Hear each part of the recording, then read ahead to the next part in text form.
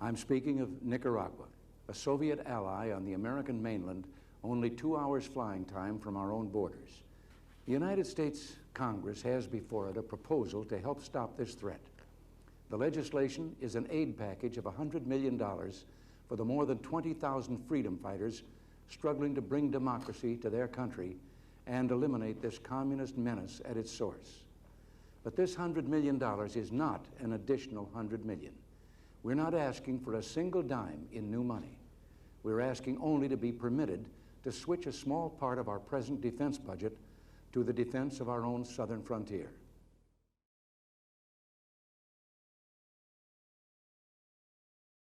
In the town of Paiwas, we found a priest whose parish has been ravaged by Contra attacks. Father Jim Feltz is an American, and along the paths he travels to make his rounds, he has seen what the Contras leave in their wake. The freedom fighters, huh? I've listened to that on the shortwave radio as I've gone from township to township, picking up bodies and seeing houses that have been burnt down. Anybody who in any way was collaborating with the Sandinistas would be a victim. Executions, lining up 3 or 4 women to be executed because their relatives were sympathizers to the Sandinistas. Unarmed women, off on remote farms, and they just kill them, slit their throat. Rape a girl of 14 years old because her father was a member of a committee, and cut off her head and put her head along the trail so that the rest of the campesinos get the idea that in no way should they be participating in some kind of government-sponsored organization. And it's the people that are the poorest and the least educated who are getting the whole brunt of this thing. In our area, it's not a war against the army. The Contras, she says, are deliberately targeting civilians. Gregorio Davila was orphaned by them. Family was murdered by the Contra in November when the baby was 6 days old. The parents were murdered? Yes. Other members of the family as well? A brother of the mother, his girlfriend, the 4-year-old brother of this baby. Contra attacked about 20 of them at one night. Gregorio's sister, Guadalupe, witnessed the attack. Did they shoot them? Los tiraron. Sí. Y a mi papá degollado. ¿Y tu papá? Degollado. They slit his throat. How about your mother? ¿Qué le hicieron a tu mamá? La mataron y después la desnudaron. They killed her and then they took her clothes off. And what happened? Did they just... Después que le quitaron la ropa, ¿qué le hicieron? Después le quemaron la ropa y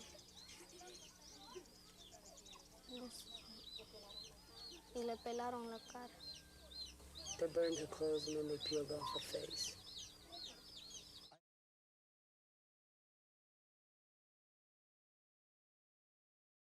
Going on in terms of the United States' relationship to Nicaragua, of course, has nothing to do with Nicaragua.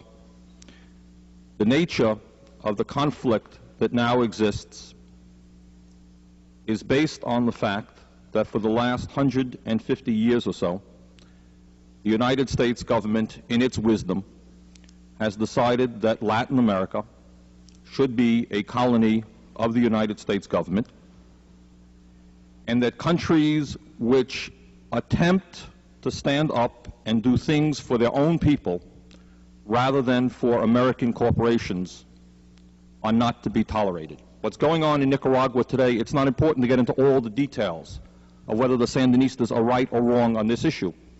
If we understand that in the last 30 years, the United States has overthrown governments in Guatemala, Dominican Republic, they murdered Salvador Allende in Chile, they've overthrown the government of Grenada, they attempted to overthrow the government of Cuba, they overthrew a government of Brazil, and now they are attempting to overthrow the government of Nicaragua.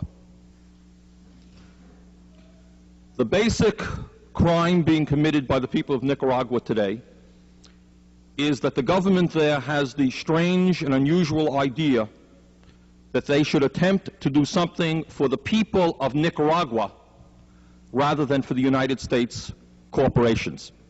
It's a very strange idea for an independent nation to have.